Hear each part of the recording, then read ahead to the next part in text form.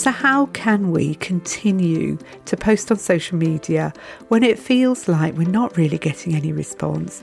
We're the only ones without any likes or follows because, of course, the social media algorithms only show us the most popular people. How do we carry on? How do we know that we're making a difference? And that's what I'm going to be talking about today. Welcome to Good Enough Counsellors, the podcast for growing a private practice without the pressure to be perfect. I'm Josephine Hughes, counsellor and creator of Therapy Growth Group, helping you get the clients you want and create the practice of your dreams.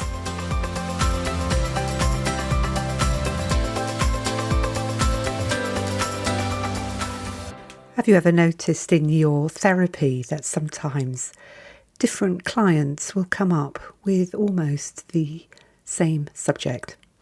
And that happens in my life too, as I listen to lots of therapists telling me about what's going on with them and how easy or difficult they're finding it to reach out to clients. And something that's come up recently with several different people is the whole idea of social media and how many likes and follows you get on social media. And if you listened to Vicky Jackson's podcast episode last week, Vicky was suggesting that we need to take the advice that we give to teenagers, which is about not chasing the likes and follows. So this week I thought I'd expand on that particular theme because for some therapists it's actually really difficult. It can feel like you're working hard, you're using your social media, you're creating posts, and you wonder if it's worth it because you don't seem to be getting many people who are responding to your posts. So that's what we're going to talk about in today's social media episode. And if you'd like some ideas for your social media feed, listen to the end of the episode where I'll give you some ideas for posts. So what can happen is you might be posting on social media and you don't seem to be getting many people who are liking your posts. You may be not seeing a lot of people converting into followers. And as you know, I'm someone who tends to compare myself. And if that was to happen to me, I know that what I'd be doing is just noticing that other people seem to be getting more likes and follows than me. And of course, the social media algorithm actually feeds that sense of comparison. It's why teenagers suffer from it, and they're not alone in suffering from it. We tend to see the popular people, and that can bring up an awful lot for us. Especially, say, if you were somebody who didn't experience a lot of popularity in the past, you might be quite sensitive to this side of the social media algorithm, and you might feel a bit like Billy No Mates. And when you're feeling like that, it is really difficult to carry on feeling motivated and feeling like there's any point in you actually continuing to post on social media. But as you know, if you've been listening to any of my social media episodes, I think consistency is actually key because it shows clients that we are somebody they can rely on. So how can we continue to post on social media when it feels like we're not really getting any response? We're the only ones without any likes or follows because, of course, the social media algorithms only show us the most popular people. How do we carry on? How do we know that we're making a difference? And that's what I'm going to be talking about today. So if you're in that situation where you feel like you're Billy No Mates on social media, please do listen to what I've got to say, because I really want to say you are not the only one that feels like this. I often feel like this. Listening to Vicky's episode last week, she feels like this. So this is what we're going to cover today. These feelings are perfectly normal and natural. And if we're advising teenagers on how to cope with it, we know it's not just us. So I'm just going to illustrate this with some of my own stories and things that I've heard back from people that I've worked with. But let me start with talking about an experience I had. I can't remember if it was last year or earlier this year. But yeah, I'd done it. I'd gone on social media. I was feeling down. I was thinking, what am I doing? It's not working. I don't seem to have that common touch that means that people really respond to my posts. Maybe it's something to do with me. Perhaps it's because I'm neurodivergent. I don't really understand how people feel. All these thoughts coming up for me. And then I went to yoga and I was able to forget about it, focus on that lovely grounding movement and really get centered again. And then I drove home. And it just occurred to me in the very short 5-minute drive from my gym to my home, I suddenly thought, how about just asking people what help they need? And that was a real shift in my brain, because what happened was I was stopping thinking about me. And I was actually thinking about the people I wanted to help. And I think this is sometimes where we can get tangled up. And it's perfectly natural. It's perfectly natural to think about yourself and whether or not you're good enough. But actually, that's not the whole story, is it? Because really, it's about coming back to what we're trying to do. It's about coming back to our purpose. It's about connecting with people. It's about helping people. So when I got home, I just did a really simple post and I said, does anyone need any help with anything? And I got lots of responses. And I felt good, because what I felt was that I'd actually come back to what I was really about, which is about giving and helping, and less about that sort of, can I say it? Do I dare say it? About that ego side of me. That really helped me. So I think this is something to think about, is to think about what is it that you're trying to actually do? And especially, if you're sitting there thinking about publishing a post, it can be really helpful to think about, what is the purpose of this post? Why am I doing it? Even if it's just one of those really simple little posts about, coming up in May, it's International Hug a Cat Day. So it might just be a simple post about cats, but that can help someone who likes cats feel seen. That's really important. Someone scrolling through social media, it helps to create a connection with someone. That's a really, really good thing to do. It's a really helpful thing for people who perhaps are feeling lonely or misunderstood, to see there's someone who gets just even the simple things in life. So it's moving away from thinking about, almost what's in it for me, to why am I doing this?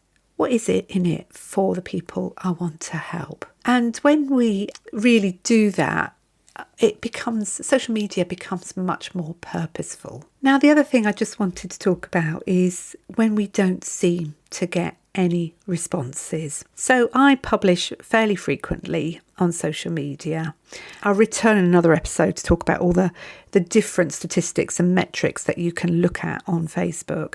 But sometimes it feels like I've got a big bullhorn and I'm using it to shout out into the wilderness and nobody's listening. That's what it feels like sometimes. But actually, what I've found over time is a lot of the people who will then come and join Therapy Growth Group, they tell me they've been following me for ages. They tell me that they really love my posts. And I've been quietly building a relationship with them without even realising.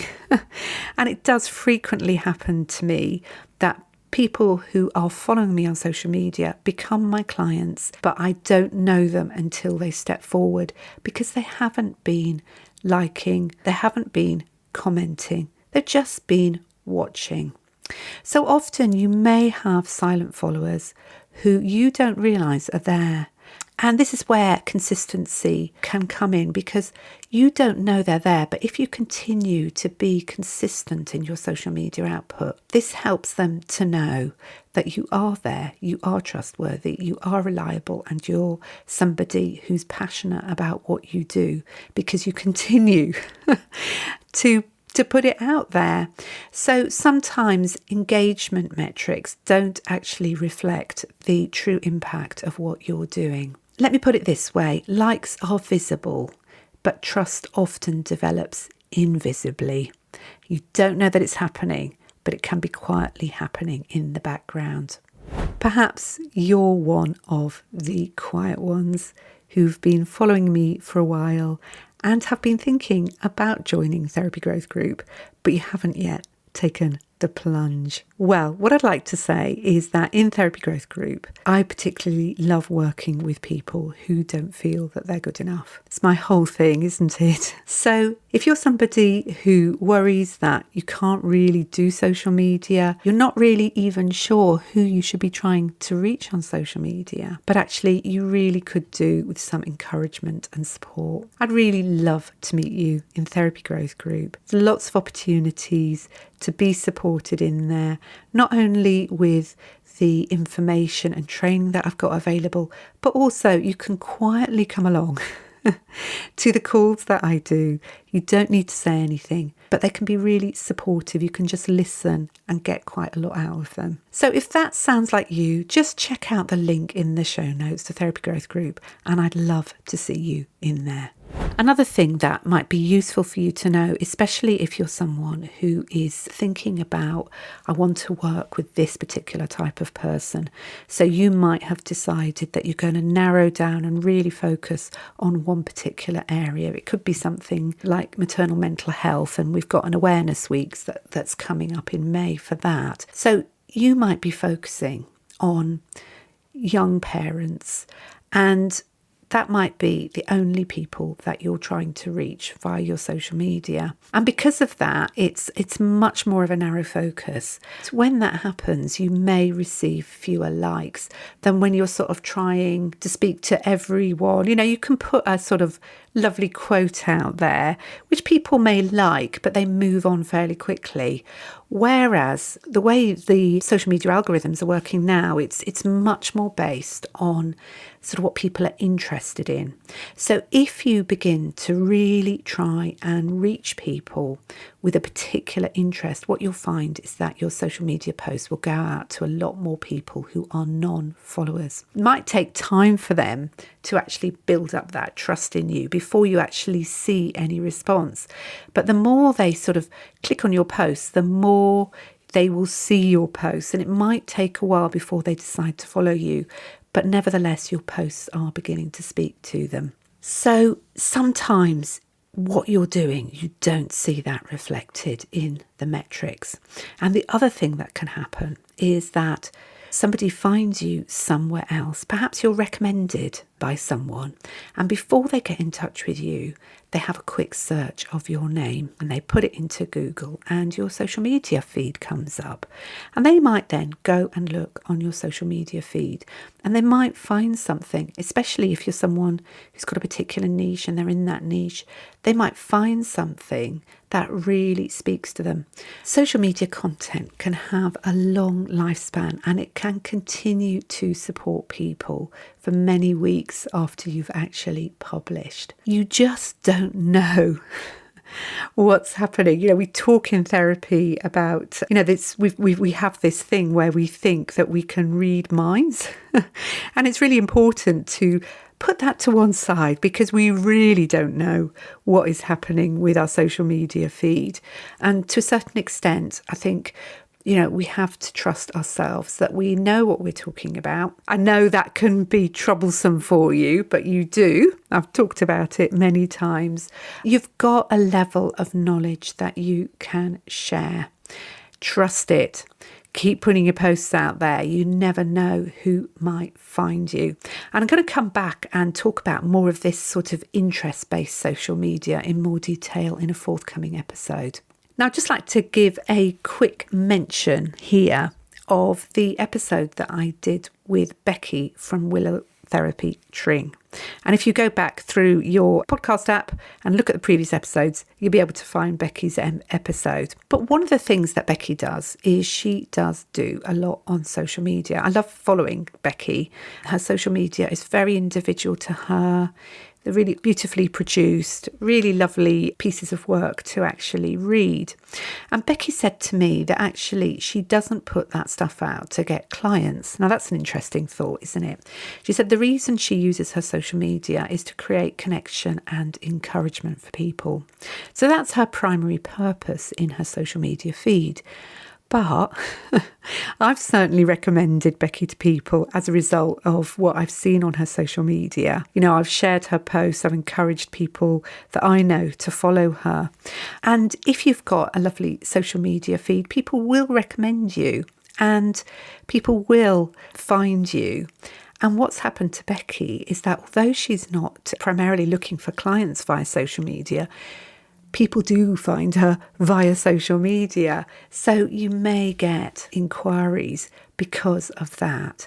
If you just keep going, you might not do it for getting inquiries, but nevertheless, inquiries might happen. So it's funny how being authentic and compassionate actually leads to clients finding us, even if that isn't our primary purpose. So I think when your natural inclination is to reach out, to encourage people, to be compassionate and to help them, rather than just trying to sell to them, the trust just naturally develops. And Becky is a great example of that.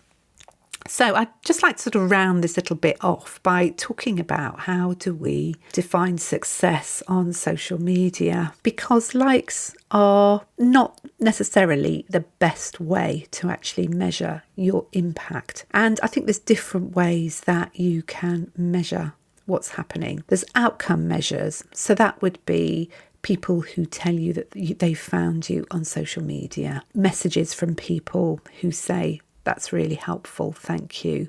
It could be that you have increased website or directory visits, but there's also other measures as well. And I'd really like you to think about this.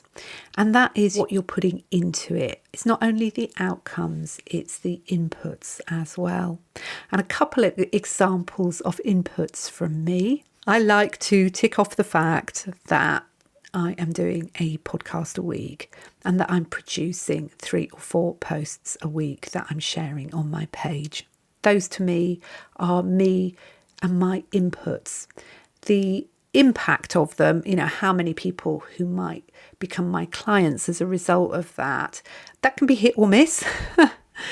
But I know that what I'm doing is I'm reaching out to people. I know that I'm putting something out there, and that's something that I measure. And then another of the inputs that I measure is the sort of how I feel about it, my confidence about it, how I turn up for it. Am I putting my heart and soul into it? Or am I just doing something really quick that AI could just write for me? And actually for me, putting my heart and soul into it, that's what I want to do. And you can probably tell that from the way I speak.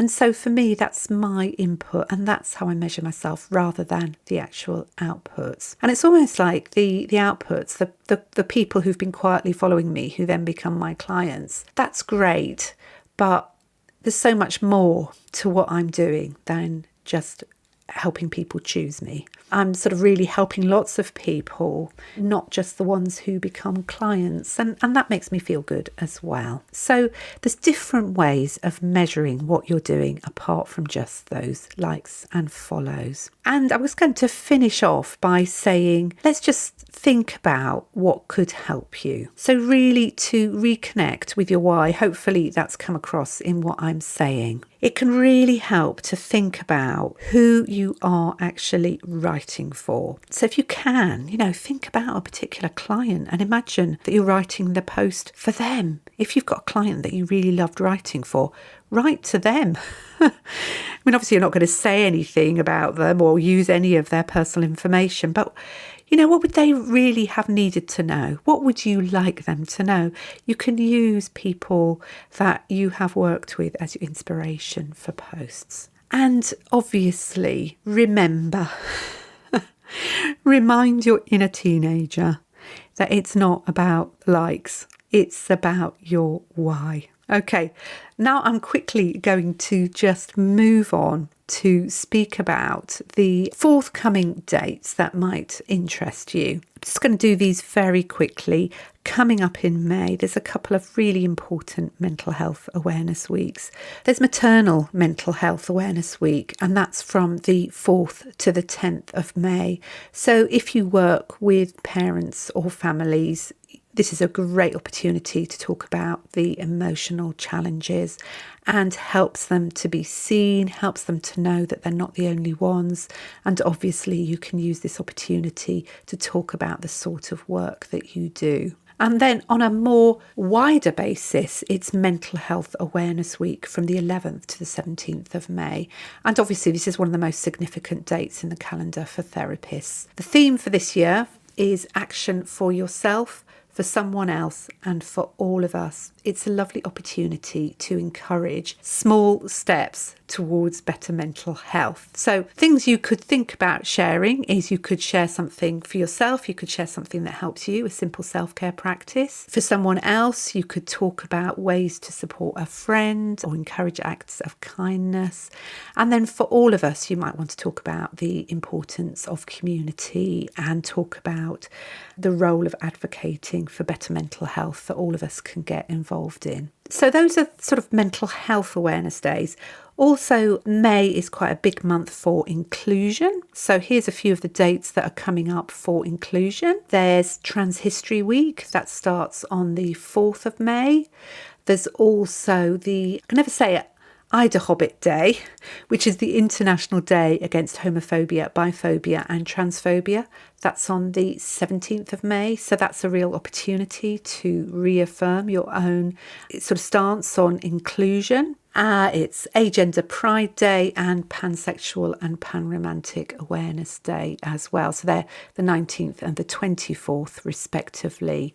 So it's another opportunity to celebrate diversity. And also it's Black Inclusion Week. That's from the 11th of May. Do look that up because there's quite a lot about it online. And obviously that's a really important thing for us to make sure that we're focused on. If you're somebody who supports people with health, there's quite a lot coming up again. Stroke Awareness Month, Dementia Awareness Week from the 18th of May, Borderline Personality Disorder Awareness Month, and World MS Day on the 30th of May. So there's quite a lot there around health. So have a look and see if the areas where you support people has anything coming up this month. Yeah, we don't want it all to be about difficulties, and there's always a role to play in terms of connecting with people. It is, after all, social media, so it's nice to be social. So some of the dates you could look at are World Laughter Day on the 3rd of May, it's International Tea Day on the 21st of May, and also it is International Hug a Cat Day, and that's on the 30th of May. And so in closing, let's just summarise the main points. First of all, social media doesn't have to be about popularity. We don't have to chase those likes. What we can try and do is create a page, a space on the internet where we're connecting with people, where we're showing them that we are trustworthy, and where we trust our content that it might be making a real difference to people, even though we can't see it. The engagement may be quiet, but our content may actually be making quite a profound difference. Success on social media doesn't have to be about being the most popular therapist online, but it can be about being the one person who says exactly what someone needs to hear at the moment when they're ready to listen. Thanks so much for listening to this episode, and I'll see you next week. Thanks for listening. Do come and join my Facebook community, Good Enough Counsellors. And for more information about how I can help you develop your private practice, please visit my website, josephinehughes.com. If you found this episode helpful, I'd love it if you could share it with a fellow therapist or leave a review on your podcast app. And in closing, I'd love to remind you that every single step you make gets you closer to your dream. I really believe you can do it.